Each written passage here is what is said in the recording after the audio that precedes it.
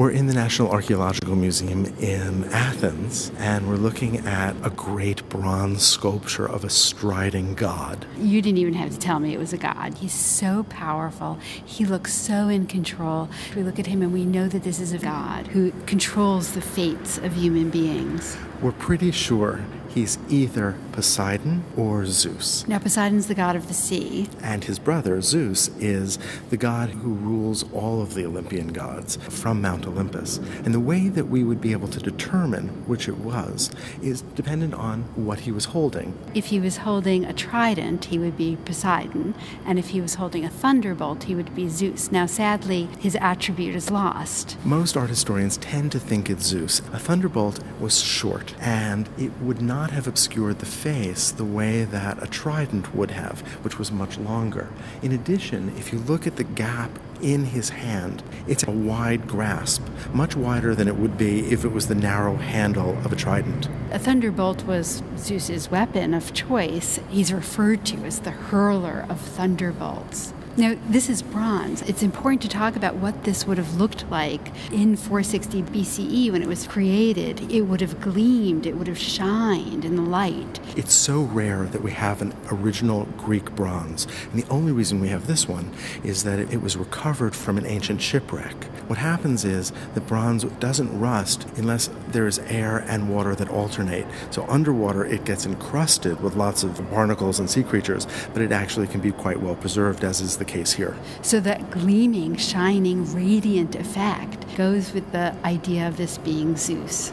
Especially since we think that the eyebrows, perhaps the beard, and certainly the thunderbolt would have been inlaid with silver. And so you would have had that gleaming, warm color of the bronze against those brilliant flashes of silver. His eyes would have been inlaid with glass, and so you have this amazing figure not only gleaming, but also striding toward us, depending on where we stand, of course. Well, look at the way he occupies space. We don't want to stand in front of him. We would be the victim of that thunderbolt. His focus is extraordinary. We have that incredible extension that is more than 6 feet of one hand to the other, and he's steadying himself but also aiming with that hand before him. He's shifting as you would need to do in order to hurl something like a thunderbolt, although it's hard to imagine hurling a thunderbolt. Well, that's right. He's pushing off with his right leg, and his left leg, the toes are up as if that foot is readying itself to bear the weight of the body as he steps forward. Now, if you think back just 100 years to the Archaic period,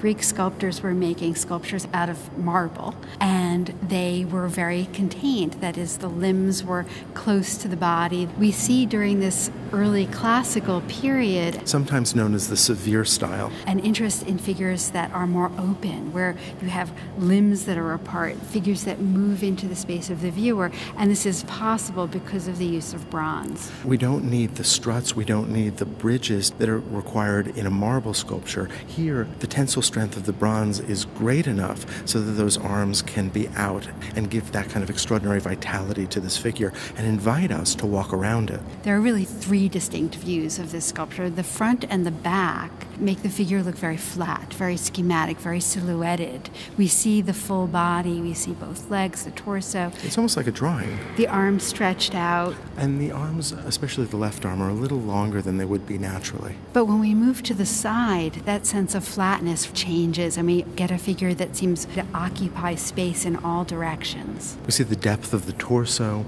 We can see a little bit of a twist in the hips and the upper body. And so we see this figure breaking out from that Kouros tradition dramatically. And so what seems like silhouette actually exists in depth. And look, for instance, at the angle of the hole in the right hand. We can see that the thunderbolt, or the trident, was not held parallel with the hand, but would have swung around because it's at a little bit of an angle. The remarkable thing to me is that he looks powerful, he looks superhuman, but still human in his nudity. The Greeks understanding the male human body as this receptacle for all of its ideals. Plato talked about the idea that the gods were the perfect manifestation and that we were a kind of inferior reflection of that perfection. And so here we see the Greeks setting up this idealized human male body, and we are just a reflection of that.